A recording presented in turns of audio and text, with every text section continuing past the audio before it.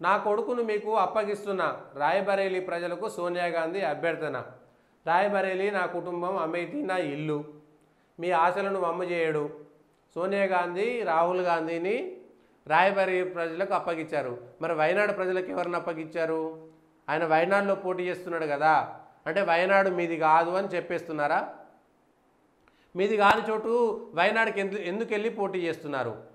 రాయ్‌బరేలీ ప్రజలకు రాహుల్ గాంధీని అప్పచెప్తున్నామన్నప్పుడు అదే రాహుల్ గాంధీ అమేథీ నుంచి వయనాడు పోయినప్పుడు వయనాడు ప్రజలకు రాహుల్ గాంధీని అప్పగిస్తున్నానటువంటి మాట ఎందుకు చెప్పలేదు? సరే, సోనియా గాంధీ రాయ్‌బరేలీ నుంచి 20 సంవత్సరాల పాటు ప్రాతినిధ్యం వహించారు. అంతకుముందు వాళ్ళ అత్తగారు ఇందిరాగాంధీ గారు కూడా ప్రాతినిధ్యం వహించారు. కాబట్టి రాయ్‌బరేలీ మాత్రమే మాకు సొంతము, మిగిలింది కాదన్నప్పుడు వయనాడుకి ఎందుకు వెళ్ళిరు? నా కొడుకుని మీకు అప్పగిస్తున్నా, మిమ్మల్ని ఎప్పటికీ నిరాశపరచడు అని రాయ్‌బరేలీ ప్రజలకు యూపీఏ చైర్పర్సన్ సోనియా అమేథీలో పోటీ చేసినప్పుడు కూడా ఇది అమేథీలో రాజీవ్ గాంధీ పోటీ చేస్తున్నాడు, ఇది వారసత్వము, ఇది రాజీవ్ గాంధీ చేసినటువంటి వారసత్వం కాబట్టి రాహుల్ గాంధీని ఆయనను ఆశీర్వదించాలి, నేను రాయ్‌బరేలీలో ఉంటా, నా కొడుకు అక్కడ ఉంటానని చెప్పారు. మళ్ళీ ఇప్పుడు అమేథీలో ఓడిపోగానే వయనాడు పోయారు. వయనాడు నుంచి మళ్ళా రాయ్‌బరేలీకి వచ్చారు. అమేథీ మీద, రాయ్‌బరేలీ మీద, వయనాడు మీదియా? ఏది మీది? ఇందులో మీరు పోటీ చేయడంలో తప్పలేదు. రాయ్‌బరేలీ ఒకటే మీద, దేశాన్ని మొత్తం నడిపేటువంటి వాళ్ళు కదా. రాహుల్ గాంధీ కూతురు ప్రియాంక గాంధీ కూడా ఉన్నారు. సోనియా గాంధీ మాట్లాడుతూ ఇందిరాగాంధీ రాయ్‌బరేలీ ప్రజల ద్వారా తాను నేర్చుకున్న పాఠాలనే రాహుల్కు ప్రియాంకకి చెప్పానని అన్నారు. చాలా రోజుల తర్వాత మీ ముందుకు రావడం సంతోషంగా ఉంది. 20 ఏళ్ళు ఎంపీగా పనిచేసే అవకాశం నాకు కల్పించినందుకు నా హృదయపూర్వక కృతజ్ఞతలు. ఇది నా జీవితంలో సంపాదించుకున్న గొప్ప ఆస్తి అని సోనియా గాంధీ పేర్కొన్నారు. అమేథీ రాయ్‌బరేలీ నాకు 2 కన్నుల లెక్క. ఒక కన్ను ఆల్రెడీ వదిలిపెట్టి వెళ్ళిపోయారు. 2 కన్నుల సిద్ధాంతం మళ్ళీ సేమ్ మళ్ళీ అప్పట్లెప్పట్లో చంద్రబాబు నాయుడు చెప్పిండు.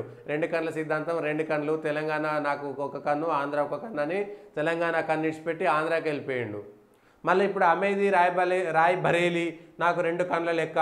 రాయ్‌బరేలీ అమేథీతో తన కుటుంబానికి ఎన్నో ఏళ్ళ అనుబంధం ఉందని, అంటే ఈ మా కుటుంబాలకు సంబంధించింది, ఇది మా కుటుంబ ఆస్తి, రాయ్‌బరేలీ అమేథీ అనేటువంటిది మా కుటుంబాల చెప్పు చేతుల్లో ఉండాలి. మేము ఇక్కడి నుంచి మేము మాత్రమే పోటీ చేస్తాం. మేము పోటీ చేయకపోతే మాకు నచ్చిన వాళ్ళు పోటీ చేస్తారు.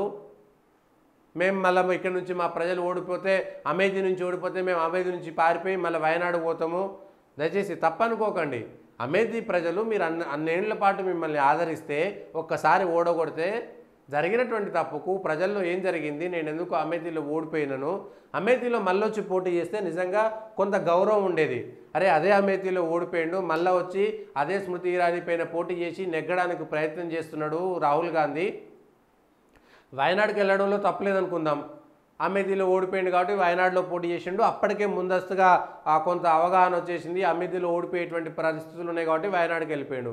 మళ్ళీ వయనాడు గెలిచిన తర్వాత ఈసారి 2024లో వయనాడులో పోటీ చేయకుండా కేవలం అమేథీలోనే పోటీ చేసి, ఇగో ప్రజలారా ఈ 5 ఏళ్ల పాటు నేనున్నా, స్మృతి ఇరానీ లేదు, బీజేపీ తప్పు చేసింది, బీజేపీ ఎక్కడ చేయలేదు, నేను మాత్రమే ఉన్నా ఇక్కడ, అమేథీ అనేటువంటి ప్రజలకు నాకున్నటువంటి అనుబంధం అట్లాంటిది, ఇగో నేను మళ్ళీ అమేథీకే వస్తున్నా, అమేథీలో పోటీ చేస్తున్నా, ప్రజలకు నేను సేవ చేయడానికి సిద్ధంగా ఉన్నా అనేటువంటి విషయం చెప్పాలి కదా. అదెందుకు చెప్పలేదు? తప్పైతే కాదు కదా. ఈ విషయంలో అమేథీ దగ్గరికి వెళ్తే రాహుల్ గాంధీ గౌరవం పెరిగి ఉండేది. అరే ఆయన నిజంగా వచ్చిండు, మళ్ళీ వయనాడులో అప్పుడు ఉన్నటువంటి పరిస్థితులు అక్కడికి వెళ్ళిండు, కానీ మళ్ళీ వయనాడులో గెలిచిన 5 సంవత్సరాల పాటు అమేథీ ప్రజలకు అందుబాటులో ఉన్నాడు, అమేథీ ప్రజల కోసం పోరాటం చేసిండు. నేను ఇక్కడి నుంచే పోటీ చేస్తా, నన్ను ఎందుకు గెలిపించారో చూస్తా, ప్రజలకు నేను తప్ప ఇంకెవరు అందుబాటులో ఉన్నారు అనేటువంటి విషయాన్ని ఎందుకు ధైర్యంగా చెప్పలేక మళ్ళీ రాయ్‌బరేలీకి వెళ్తే, అమేథీ నుంచి పారిపోయి వయనాడు నుంచి పారిపోయి రాయ్‌బరేలీకి వెళ్ళాడనేటువంటి అపప్రద మూట కట్టుకున్నది రాహుల్ గాంధీయే కదా, వాళ్ళ కుటుంబమే కదా. ఇక్కడ 20 ఏళ్ల పాటు సోనియా గాంధీ ఉన్నారు, రాజ్యసభకి ఎందుకు వెళ్ళారు? రాయ్‌బరేలీలో ఓడిపోతారనేటువంటి దాంతోటైనా ఇంకేమైనా ఉందా అనేటువంటిది కూడా ఉంది. గెలుస్తారు కదా రాయ్‌బరేలీ నుంచి, ధైర్యంగా మళ్ళీ ఇంకొకరికి అవకాశం ఇవ్వచ్చు కదా.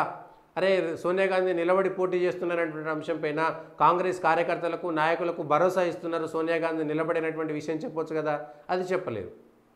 సో అమేథీ నుంచి రాహుల్ గాంధీ పోటీ చేసి ఉంటే రాయ్‌బరేలీ వెళ్లకుండా రాహుల్ గాంధీ నాయకత్వం పైన, రాహుల్ గాంధీ ధైర్యం పైన ఆ కార్యకర్తలకు, నాయకులకు, ఇండియా కూటమికి సంబంధించినటువంటి వాళ్ళకు కూడా చాలా పెద్ద ఎత్తున భరోసా ఉంటుండే, ఒక ధైర్యం నింపుతుండే. కానీ అమేథీ నుంచి వెళ్ళిపోయిన తర్వాత రాయ్‌బరేలీకి వెళ్తే ఇదేదో కుటుంబంలో కొట్లాట లెక్క ఉన్నది. ప్రియాంక గాంధీకి ఇవ్వడానికి రాహుల్ గాంధీకి ఇష్టం లేదు అక్కడ. లేదంటే రాహుల్ గాంధీ ఆల్రెడీ వయనాడులో పోటీ చేస్తుండగా మళ్ళీ రాయ్‌బరేలీకి ఎందుకు వచ్చిండు? ప్రియాంక గాంధీకి ఇవ్వడం ఇష్టం లేదా? రేపు పొద్దుగాల 2 చోట్ల గెలిస్తే ఏంటిది పరిస్థితి? ఇప్పుడు రాయ్‌బరేలీలో కూడా ఓడిపోతే అయ్యో రాహుల్ గాంధీ ఎట్లా ఓడిపోతాడు, 20,000 నుంచి వాళ్ళు ఉన్నారంటే అమేథీలో ఓడిపోయిన తర్వాత రాయ్‌బరేలీలో ఓడిపోడనేటువంటి ఒక గ్యారంటీ అయితే లేదు. గెలవచ్చు, ఓడిపోవచ్చు. ఒకవేళ ఓడిపోతే ఇప్పుడు వయనాడులో ఓడిపోతాడనేటువంటి అనుమానం కూడా మొదలైంది. రాయ్‌బరేలీ ప్రజలకు ఏం చెప్తారు రేపు పొద్దుగాల ప్రచారంలో బీజేపీ వాళ్ళు, ప్రతిపక్షాలు? వయనాడులో ఓడిపోతున్నాడు కాబట్టి ఆయన అమేథీ నుంచి వయనాడు పోయిండు, అక్కడ వయనాడు ప్రజలు కూడా ఆయనను ఓడగొడుతున్నారు కాబట్టి బరేలీకి వచ్చి ఇక్కడ మళ్ళా ఈ గెలిపించాలని ప్రాధేయపడుతున్నాడు. ప్రజలారా ఇక్కడ అమేథీలో ఓడగొట్టినటువంటి మనిషిని, అక్కడ వయనాడులో ఓడబోతున్నాడు అనేటువంటి మనిషిని మళ్ళీ రాయ్‌బరేలీకి తీసుకొస్తే ఎట్లా అనేటువంటి ప్రచారం సాగితే అది మైనస్ కాదా? రేపు రాయ్‌బరేలీలో కూడా రాహుల్ గాంధీ ఓడిపోతే కాంగ్రెస్ పార్టీకి పట్టున్నటువంటి నియోజకవర్గాలు ఏవీ లేకుండా పోవా? శాసించాల్సినటువంటి వ్యక్తి, నడిపించాల్సినటువంటి వ్యక్తి ఓడిపోతే వచ్చేటువంటి ప్రమాదం ఏమిటి? దాన్ని లెక్క చూసుకోవాలి కదా. సో ఇన్ని అనుమానాలు, ఇన్ని చర్చలు ప్రజల్లోకి వెళ్ళిపోతాయి. రాహుల్ గాంధీ నాయకత్వం వహిస్తున్నటువంటి వ్యక్తి. అవునన్నా కాదన్నా ఇప్పటిదాకా ఆ కూటమికి సంబంధించినటువంటి ప్రధానమంత్రి అభ్యర్థిని ప్రకటించకపోవచ్చు, ప్రకటించి ఉండకపోవచ్చు. కాంగ్రెస్ పార్టీ ఆయన అధ్యక్షుడు మల్లికార్జున ఖర్గే ఉండవచ్చు, ఇంకెవరైనా ఉండవచ్చు. కానీ రాహుల్ గాంధీని కాదని, ఆ తర్వాత ప్రియాంక గాంధీని కాదని ఒక్క నిర్ణయం కూడా తీసుకోరనేటువంటిది జగద్విదితము. అది ఓపెన్ సీక్రెటు. అందులో దాపరికం ఏమీ లేదు, ప్రజలందరికీ తెలిసిందే. కాంగ్రెస్ పార్టీ వాళ్ళు కూడా ఓపెన్గా చెప్పుకునేటువంటి అంశమే.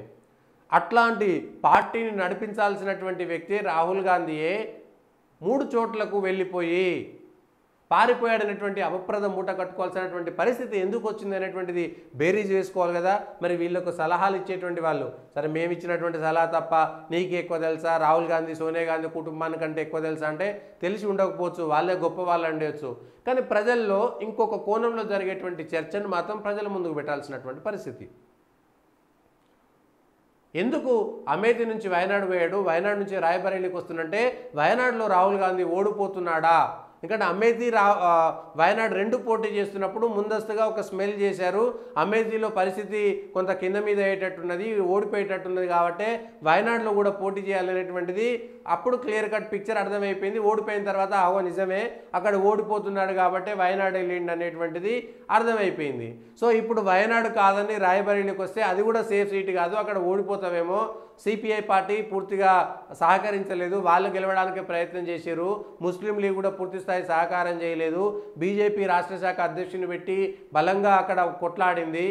సో అక్కడ గెలుస్తామో ఓడిపోతామనేటువంటి పూర్తి స్థాయి అంశాలు అక్కడ వస్తలేవు కాబట్టి రాయ్‌బరేలీ సేఫ్ సీటు. అక్కడ సోనియా గాంధీ తర్వాత వారసత్వంతో వస్తున్నా అనేటువంటి మాట ఉంది కాబట్టి రాహుల్ గాంధీ ఇక్కడ రాయ్‌బరేలీలో అయితే సేఫ్గా గెలుస్తాడు, గాంధీ కుటుంబానికి చెందినటువంటి వ్యక్తిగా అనేటువంటి చెప్పొచ్చు. కానీ ఎక్కడైతే అమేథీలో ఓడిపోయాడో రాయ్‌బరేలీలో గెలుస్తారనేటువంటి గ్యారంటీ ఇవ్వలేము, వయనాడులో గెలుస్తారనేటువంటి నమ్మకము ఇవ్వలేము.